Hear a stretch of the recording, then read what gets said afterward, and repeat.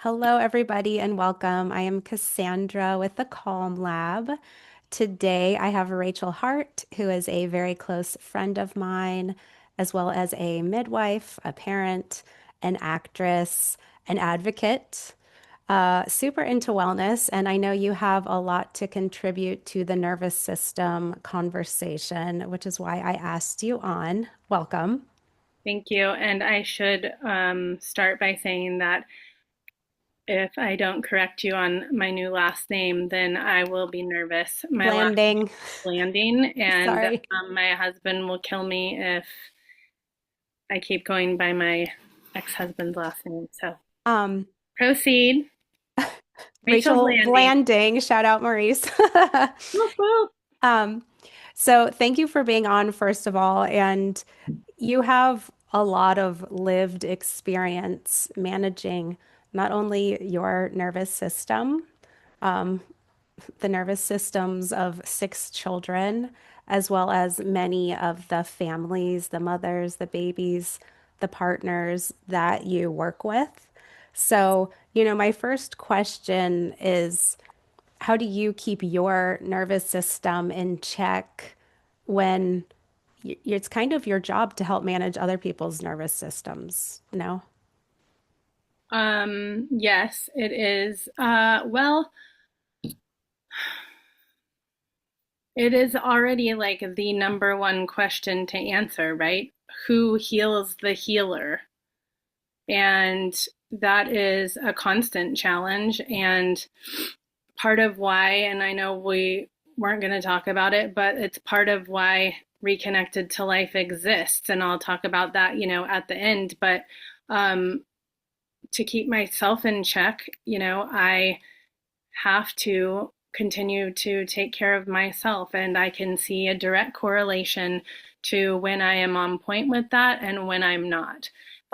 Regardless, life happens, birth happens, everything that everybody else needs happens. And so I can either decide how I want to experience that, or I can always be playing catch up or always be trying to dig myself out of some mental rut, which is exactly what happens if you're not proactive about regulating your own nervous system. One thing that I am a big fan of is chiropractic Mhm. for that, and massage and meditation. I could go on and on. There's so many cool modalities now that it's like, pick something, you name it. I think it's just like anything. If any of us would commit to any one practice Yeah. for any length of time, we would see tremendous results. We get wrapped up in all the choices, trying to figure out which one is better. And then sometimes having that paralysis, of all the choices, you don't want to make any decision. It's too hard. It seems overwhelming. You're going to make the wrong decision. Yeah, it's TMI for Hmm. real. There Hmm. is such a thing as having too much information.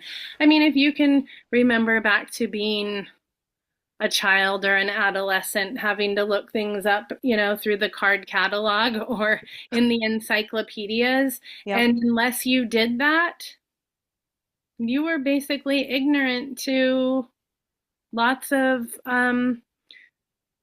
stressors Hmm.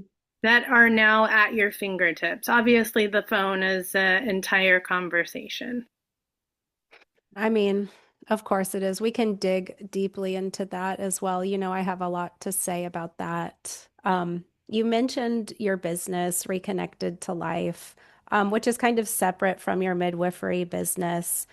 Can you talk a little bit to begin with about how the relationship between labor and birth and the nervous system, or how you see them working together or working against one another? Yeah, and um, the two businesses are very separate, but the basic strategy of regulating your nervous system through the four seeds of self care translate beautifully into labor and birth, because eating well, sleeping well, meditation, and exercise are everything when it comes to preventing not only mental complications, but physical ones, Hmm. for sure. But if we don't take seriously the magnitude of what we are doing by growing a whole entire human, not only for that human that is to come, but for the human that we will be left with inside of ourselves, if we don't nourish that by strengthening our nervous system. Because it's not getting any less stressful once the baby is born. This is very true. But how do you teach or guide your clients to notice that? So I think that, you know, a midwifery model of care in the first place is about really making connection with the mother. So we are very interested in our connection and our conversation and our accessibility to women. We already want to relieve the nervous system by just being accessible. So our moms can text us anytime. They don't have to go to a portal and leave a message and hope to God that they're going to be answered because it's Friday at 4 o'clock. Otherwise, nobody's going to answer them until Monday. And, you know, that is anything but calm. That is anything but health and wellness for mother and baby. And yet, that is the reality of most of our prenatal care in this country. Hmm. And the only thing that we can do about it is to identify that as a reality and know what you're walking into. If giving birth in a hospital is where you think you feel most comfortable, or you have to remove yourself from that situation and find more individualized care. So doulas can be really useful in the hospital environment, I think, to help advocate for the mother. Yes, they're wonderful in both settings, honestly, because the doula will typically make contact with the mom a couple of times before labor even begins so that they have a game plan about where they're going to give birth, what they envision for their birth. Do they want an epidural? Do they not want an epidural? So that there's a lot of stress removed going into labor because that's already been decided. Mm. Doula or not, you can do that yourself. There are plenty of templates on how to create a birth plan.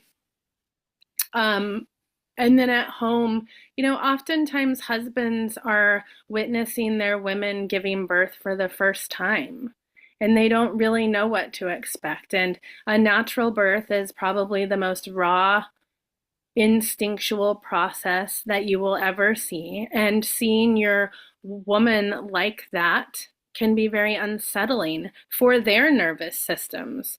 And so having a doula come in as a middle ground and just reassuring that this is absolutely normal and what this looks like. I always now have North Atlanta doula teaches a home birth prep class. Anybody that's having a home birth for the first time, anybody that's having a baby at home for the first time, I always say they need to take this class because it really does create this sense of normalcy and community around the decision because everybody that's in the class is having a home birth. Do you guys, And go sorry, ahead. I was I going was to just ask, going to say that that is a means of regulating your nervous system as well, is that you're surrounding yourself regardless of whatever you want to do in life, by the people that are also encouraging you and going in that direction. I was going to ask if you guys still give out the book Birthing from Within. We don't give it out anymore, but we have it in our library. And it's so funny. We were just having this conversation because my new apprentice, she's a creative type. She's amazing with, have you seen her stuff on No, but I was going to say she would love that book. No. oh yeah, and she was telling another client how much she loved it, and I was like, I actually do not love that book because I'm not that kind of creative type, but I see, it's a very birth as, creative vibe type of thing. And for those people, I can see how that resonates. But even if you're a type A, you've got to, especially Get if in you're touch with a type that A, creative side. or figure out how to regulate your nervous system in a way that relinquishes control, Hmm. What? because you're not in control. There is no controlling birth. That's right. Hypnobirthing was really useful for me as well. Mm-hmm. Um, No, birthing is something too that this is a good discussion about what that is retraining the conversation, right? So we don't mhm. say that our water broke, we say our membranes release. We don't call them contractions, we call them pressure waves. And so, again, basically re identifying these words, right, Mhm. in a Mhm. way that create more calm, more peace, less kind of like forceful energy Mhm. can be so helpful. What do you notice in births where the birthing mother is stressed or unregulated, or maybe hasn't been using these tools that we've been discussing? Um, a lot of times, I've seen when there's trauma involved that has not been resolved, Hmm. then how that typically manifests is a distrust for our own bodies. And it is the saddest thing in the world The to body watch. keeps the score. Yeah, to watch someone stand in their own way. And there's not a lot you can do for that. How does it manifest physically? It can manifest as high blood pressure because of anxiety. It can manifest as just a lack of progress. Somebody stays stuck solid at 4 centimeters and absolutely not budging. And there's not anything that we can do about it. And so that is really, why this is so important, is because as midwives, we're facilitators. We can only bring you so far. In consultations, we say, we're not doing something to you. You are an active participant. You are a partner in this process. To make it successful, you have to be doing as much work leading up to this thing as we are going to be doing on the day of, taking care to make sure that everything is safe and healthy and that afterwards you and the baby are thriving. But the work happens prenatally and The even journey, before getting pregnant. right? When you have your consultations um, before the birth, I wonder if you notice pretty quickly, I'm sure the answer is yes, the people who tend more towards stress and anxiety, as well as their partners who are coming into this space with you. And I mean, maybe how you speak to or coach those people differently versus people who you can kind of tell feel confident or they seem more regulated. Um, yes, if I see that type of a person, I will say so, because I don't think it does any service for me to sit over here keeping a secret about Hmm. how I think this will go. And one of the biggest examples of that is somebody that's trying to have a vaginal birth after a C-section. Hmm. And there's different types of VBACs. You can have people that come in who say, I got to 10 centimeters and then I pushed and then uh, I couldn't feel what I was doing because I had an epidural. And so they called it and gave me a C-section. Or That now those women have a really strong likelihood of having a successful VBAC at home because we know that their body already has done this. They remember, they've done everything except push the baby out. If they can get that far, I can take them the rest of the way.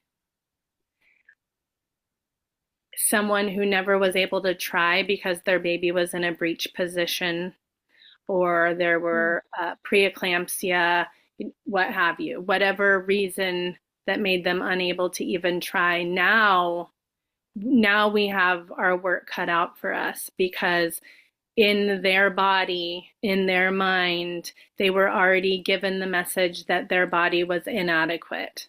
And so the baby needed to be removed. And the long term effects of that can be really devastating. You know, sometimes it's valid and sometimes it's not. And a woman knows intuitively which is which, I think.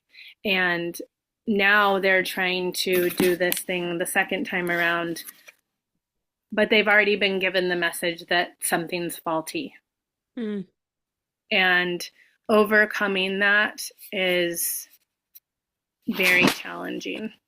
How could someone even begin that process of walking back that story that they're telling themselves or that people have told them about their body not being able to birth? Mm-hmm. Um, well, a lot of times we start from the beginning. And so, you know, I never give a full opinion because I wasn't there, but I've been handed down enough stories to know when it seems legit and when it's not. So when we do our intake, we ask them to tell us their birth story. And where there seems to be flaws, I'll point them out. As it relates to something that actually wasn't her or her body, Mm-hmm. right? But somebody else's agenda. Mm-hmm. And then again, it's immersing yourself in the direction that you want to go by having the doula that believes in you, by having the partner, by only having people in your space that actually are encouraging you, not afraid. There's no place for fear in this equation at all. Or to allow someone else's fear to be put onto this mother who already has an uphill battle. And then it's about doing everything that you can, the 4 C's of self-care: eat, sleep, meditate, exercise, and then you just have to let go, as with anything. So, walk me through what you do when there is fear, especially if it is a parent, an in-law, a grandparent, or your spouse. Maybe the mother is on board, but there is fear circulating around them. What does a person do? Hopefully not invite them to the birth. And Absolutely. that's my conversation. But what if it's the spouse? Because you know, sometimes it is. Hmm. I try to, well, I'll tell you that it might not work out. It might not work out for Mm. you to give birth at home. That's a whole deeper conversation, right? I don't know who you chose to be your partner in life. That's a whole nother conversation. Mm. If it's the spouse, then again, that's why I hope that they would do that class and have a doula so that there is someone that can help to regulate his nervous system and continue to reassure. Because if he's come this far, he obviously has enough love and affection and wishes for his woman to want the birth that she desires, to understand how important it is. And so hopefully it's again a conversation that's very pre-game so that we know what does he need, to feel comfortable in this process. And that's often by having the doula, continuous reassurance, being present at the prenatal visits so that he doesn't, you know, fall victim to other people's outside comments because he knows us directly and has had time to develop a relationship with us as well as much as the mom. Mm. I'll have to link that birth class information in the show notes because it sounds It's very a useful. great. It is so great.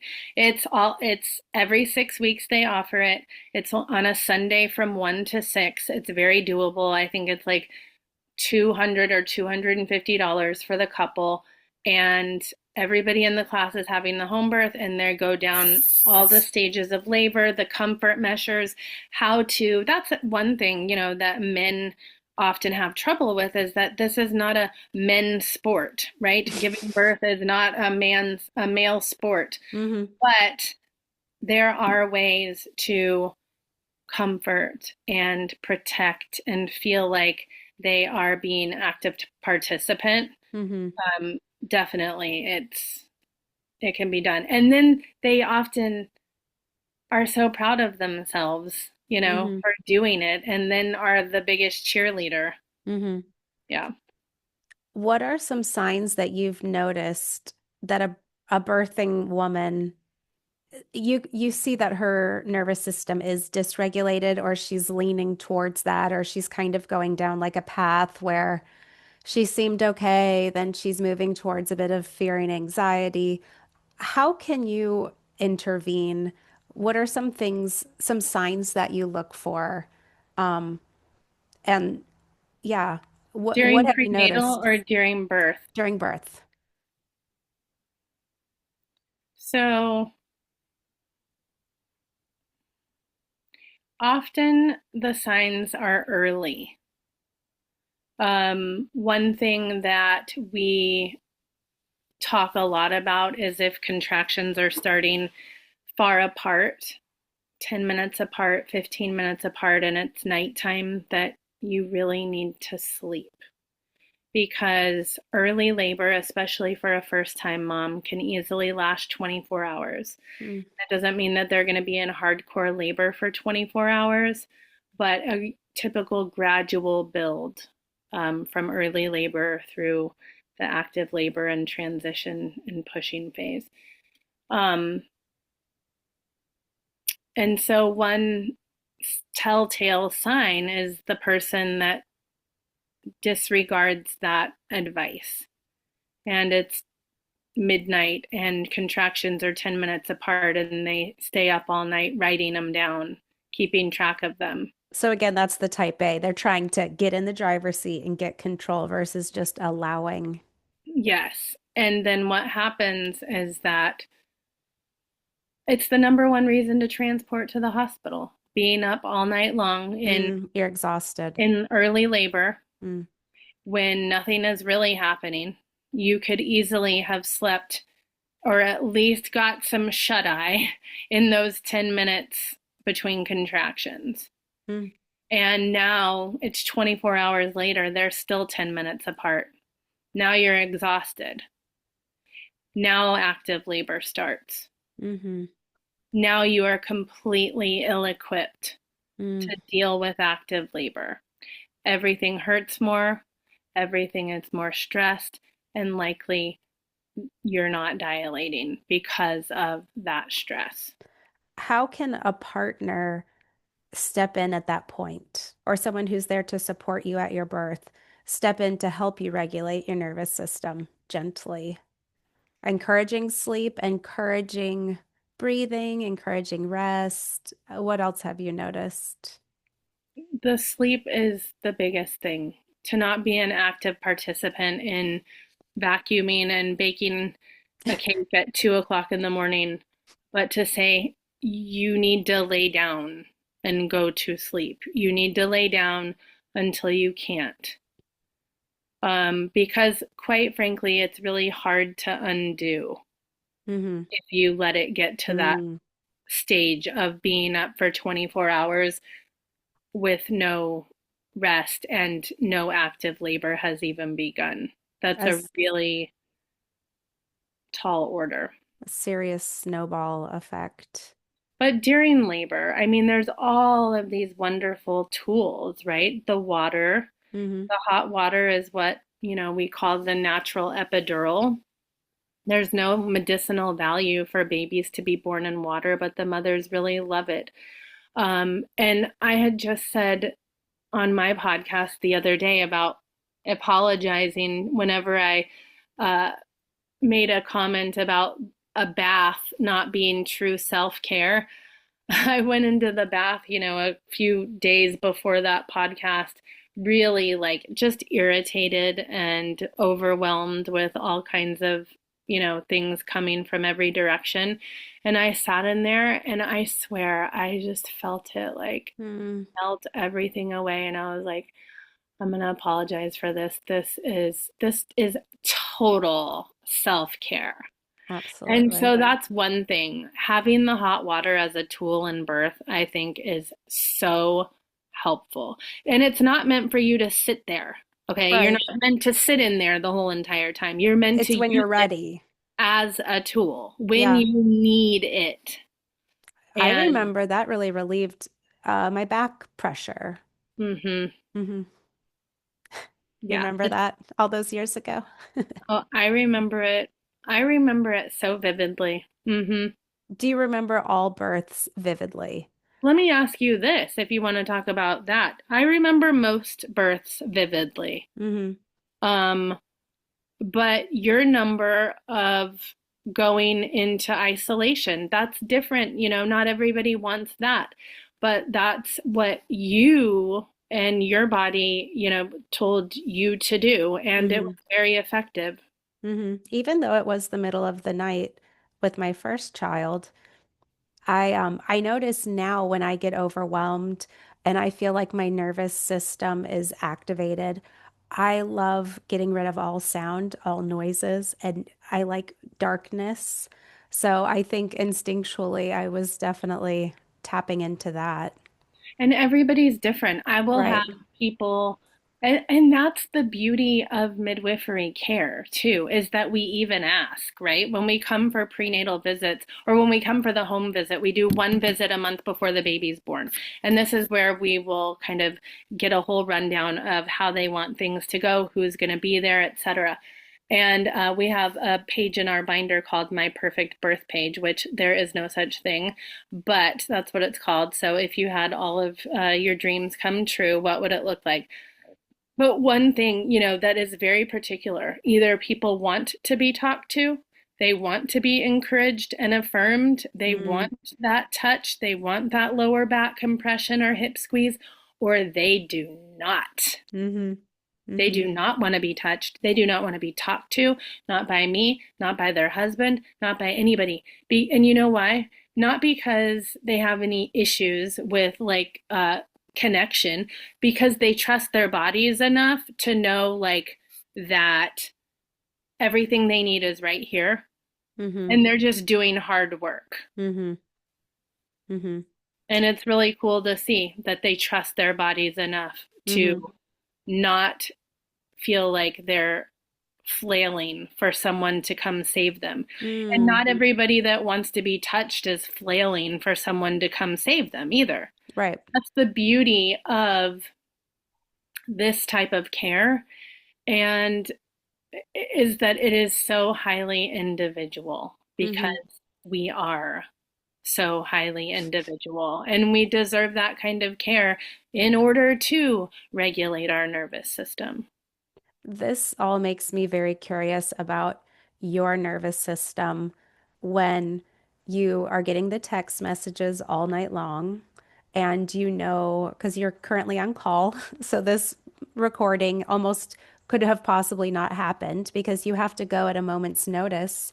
Um, and I would think that your nervous system would be pretty activated, especially you go to sleep that night, you know that a birth could happen because you're on call. I mean, how how do you take care of your nervous system long term? And what does it look like when you get the phone call, when you have to get in the car at 2 a.m. and go across town or whatever?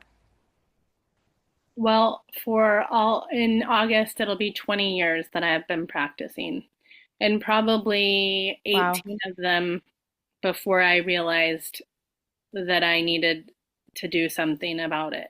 Wow. Because 18 years of births have now weighed heavily on my physical and mental state. And it is a constant struggle to keep from being in fight or flight because it's a lifestyle of hurry up and wait. And How did you notice those symptoms too? because they started to manifest physically, I Mm-hmm. started to have problems in my stomach. Mm. And um, I still do now when I start to feel, when I get called at 2 a.m. I mean, getting woken up out of a dead sleep at 2 a.m. and driving sometimes over an hour, sometimes racing Mm. because the baby's coming so fast, Mm-hmm. and you're afraid you're going to miss it. Mm-hmm. Um, I was just doing an acting workshop this past weekend, and part of it was to give your pitch about who you are, not necessarily what you've done, what your acting resume is, but who you are. Why would anybody be interested in you? Mm. And I actually just recorded my podcast for the week today, and that's what it's all about. Is like, who are you? Who are you?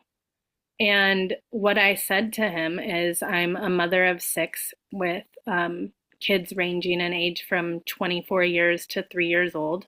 I'm a midwife who's attended over 700 births, and I have literally held life and death in my hands, giving babies chest compressions and rescue breaths, and holding a mother's uterus to keep her from bleeding too much while I'm waiting for an ambulance to arrive to transfer to a hospital appropriately. And then I go home and do laundry and sometimes make dinner as if nothing ever happened. Mm. Because while my family is sympathetic, ultimately they don't care. And They that's, need you to be mom yeah, or and wife, that's whatever. true for anything. It doesn't, you don't have to have that kind of a high stress job. Ultimately, most of us are pulled in a million different directions, and each of those directions don't care about the other direction. Mm-hmm. And so we are all tasked to find our center, who we are, because a lot of this can be mitigated when we are clear about who we are, what we want, what we're willing to put up with, and consistent with those things. Mm. Mm-hmm. I think people struggle to know who they are or find who they are They're o- they're not defining it appropriately because it doesn't outside of matter. their profession, because Well, no, that's, not even that. Like mhm, if you have $1 million or $0, that person with $0 has their own bullshit negative self-talk. mhm, Just like the person with $1 million has their own bullshit negative self-talk. mhm. And uncovering, okay, because you were born under these circumstances or because you made all that money, that is not who you are. How do you disconnect? Like thinking about trauma or, what your mother or your father or your parents or grandparents went through, the kind of this lineage of trauma. How do you, as a birthing person, address that appropriately so that it can either stop with you, it can stop with the next generation, you can heal yourself, you can bring your baby earthside, the best way. What are some things that you've seen that people actually do to work with trauma so that they can have the best experience for themselves and their baby. You're, first of all, by continuing to exist on this earth another day, you're working with your trauma. Mm, And there is not going to be one fix. The main thing is to know that you are not your trauma, and we easily identify with that. I think it's important to talk about it. I think it's important to know where you came from. It's important to know your roots so that then you can grow up in whatever direction you desire. If you're not clear on the dysfunctions and traumas that you're working with in the first place, then everything else is not mm, going to be authentic. mm. But you can get clear on it and then also have a little funeral for it and make new decisions on where you're going. How do you do that? You also have to be clear on how much of that you've adopted, how much of that you've taken on, how much of that resonates with how you mother your children or how you partner with your partner. Because if you can't be honest with yourself, then it all folds like a, you know, house of cards anyway. Hmm.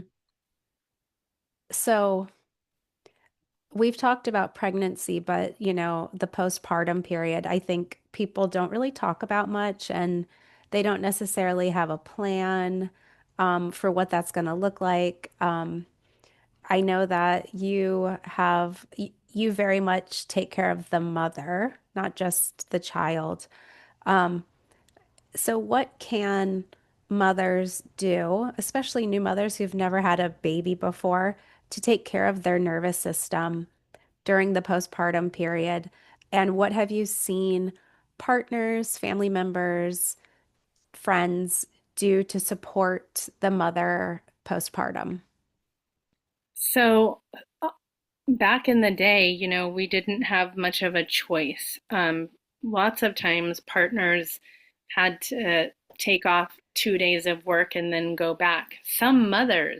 Mm, Some mothers still are in that space. So there's no easy answer to that because I know we're dealing with all different types of individuals and circumstances. But let's say the best case circumstance, you're going to be able to stay home 12 weeks, or even if you get to stay home all the time. I stayed home all the time, and my husband went back to work 2 days later. I was taking the trash out in my diaper. I specifically remember that. With none of my oldest four did I have any help postpartum. hmm Literally none. With number four, we had just moved. My husband had to go back to work, and I literally was bringing my kindergartner to school on the first day of school wearing a diaper. mm, And so on one hand, you do what you have to do.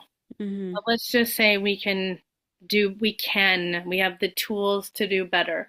I love, love, love the book, The First 40 Days. Have you mm. seen it? No, It is gorgeous. who wrote that? And what's great about it, there are so many recipes. I think it really does go into like Ayurveda, Oh, and it's like birth you ought to be nourished with warming foods. I love this. I can't believe I don't know this book. There's so much in that book about nourishing yourself, about wearing your baby. Let me tell you another thing. If your nervous system's not regulated, don't be surprised you got a colicky baby. Don't be surprised, your baby's gassy or whatever you're trying to put on your baby. Let's see what is happening with you as well and Well, with uh the living situations and your accommodations postpartum. If you have the means, then those first 40 days are as sacred as the birth Mm, mm-hmm.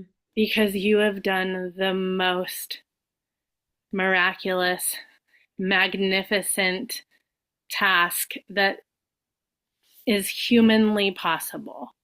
You have brought forth life. We live in a society that says those words without even stopping to actually give honor to the true meaning of that. Mm-hmm. Like, how? I don't know. Why? I don't know.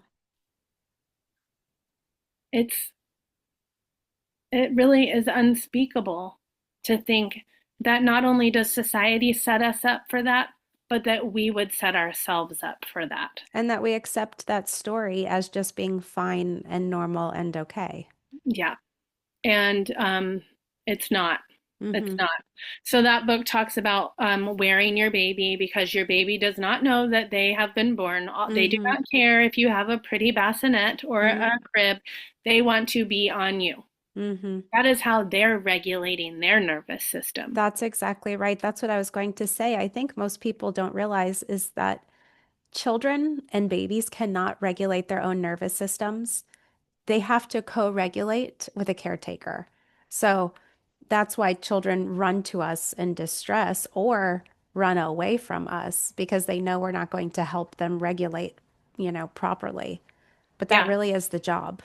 And I always say, I know because I know, not because I know better. Mm, I was a terrible 23-year-old breastfed for 5 seconds because my husband's mother told me to put Caro syrup in her bottle and give her um, rice cereal so that she would sleep better. I would lay her on the couch and prop up her bottle because I was, couldn't be bothered. And then the second baby, I hardly would hold because I was so afraid that the first one was going to feel bad that there was a new baby. When I say it out loud, it makes me cringe, but that's the truth of it. And I'm telling you the truth to know that there is always time to do something different. hmm. And when we learn about the biggest crime and shame is to learn something new and not do anything about it. If when you look back at those situations, was your body telling you that you were doing something wrong and you were just trying to listen to the advice of older and wiser people? Like, was it triggered in you? No, no, because I was just You were a baby yourself. and the fact that I was even taking care of my baby. Okay, so talking about generational trauma, I didn't have a mother mothering me. Hmm. So the fact that I was even doing that in a fierce way, that I was there for my kids, Mm-hmm. was enough, was all that I could take at the time. And that's what I'm saying is there's levels of this.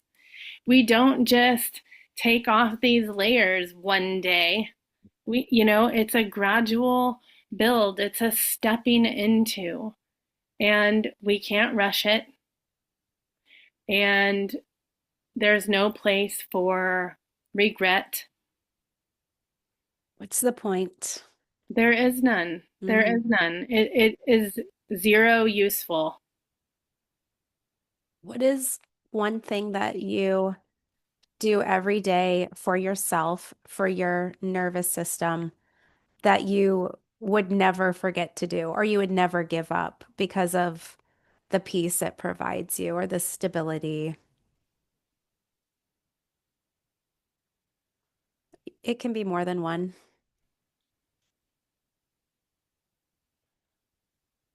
It's changed. It changes. So it's not any one thing again, because I think that that's too restrictive. Mm-hmm. So like right now it's my exercise Mm-hmm. for sure. Like because, you know, I personally, and I think a lot of us are all or nothing people. And when you're all or nothing, it's gonna be nothing. Mm-hmm. It's gonna be nothing unless we give ourselves permission for a little bit to be okay. Mm-hmm. So, like, even right now, I am much more likely to complete a 20-minute workout than I am to complete a 30-minute workout. Mm-hmm. And that's just true. Mm-hmm. Um, One thing that has really been consistent is that I have been gluten free now for almost 2 years. Mm. And so, again, this is 2 years. And I noticed something about myself that was really profound. And that is that I'm an eater. I do, we just went out to eat. I ate your plate too. I can't help it because I love to dine Mm-hmm. and I just love food. Mm-hmm. So like I was the one that like it's always, but then it goes back to the trauma, right? There were times when there was nothing in my refrigerator except for a stick of butter. Mm. Um, and so like a part of me is always thinking, well, I better hurry up and eat it all because I won't get another meal like this for who knows how long. Right. The So current eating, reality is I could eat like that every day if I wanted to. right. I can It's do it, but it's still there, right? mm-hmm. Mm-hmm. So making the simple choice, which by the way, not being gluten free or being gluten free is like it's so nothing now because first of all, you can buy anything that's gluten free. But even those things that didn't make you feel good when it was full of gluten, they still don't make you feel good, even if it's gluten free. Like the bread or Right. the pasta, it's still there. It's not good for me. My point is that when I would be invited to like a baby shower or a birthday party, I would always eat whatever there was, Oh, Mm-hmm. we're going to a party. Oh, we're going to a baby shower. Oh, we're going to this and that. I'm gonna eat all this stuff. Woohoo. Now when I go, there's rarely anything that I can eat there. Well, there are some things, Mm-hmm. but the point is the desire is completely gone. Mm-hmm. After you have And enough willpower to push through two several, years, yeah. but that's the thing is like part of this is really understanding that none of it is overnight Mm-hmm. and it's never going to be. There are no shortcuts. Mm-hmm. We all have been either given great tools to regulate our nervous systems or zero tools. But it doesn't mean that even the people that have been given the tools, there's still ours to use appropriately. Absolutely. And that's different for every individual. Mm-hmm. I mean, who decides whether our nervous system is regulated? You know what I'm Mm-hmm. saying? Like Mm-hmm. for you saying to me, oh my God, because you're looking at your lens of, I go to bed at 8 o'clock at night, right? Absolutely. Where, look, if I can, if I'm out all night, if I could just come in to my bed, go straight to my room, go to sleep for 3 hours, I'm not straight. I can feel it the whole day, but at least I can feel like I've regrouped. Mm-hmm. Mm-hmm. So it's different for everyone, and there's different levels of it too. Obvious, it can't be compared. Mm-hmm. Mm-hmm. Everybody's body is different. Yeah, and Yeah, what they can tolerate. right. Thank you so much for You're being here. welcome. Can you tell us where we can find you? Yes. So if you want to have a home birth, www.birthingway.com. Reconnected to Life is my health and wellness company. So any coaching, you can send an email to reconnectedtolife@gmail.com. I almost said Rachel Hart at blah. I have to change that. Okay, reconnected to life at Gmail. On Instagram at reconnected to life. And the podcast is the Self-Centered Woman Podcast. Awesome. And we will link all of those so that you guys can check Rachel out. Thank you again and have a really wonderful day. Thank you, Cassandra. Bye. Bye.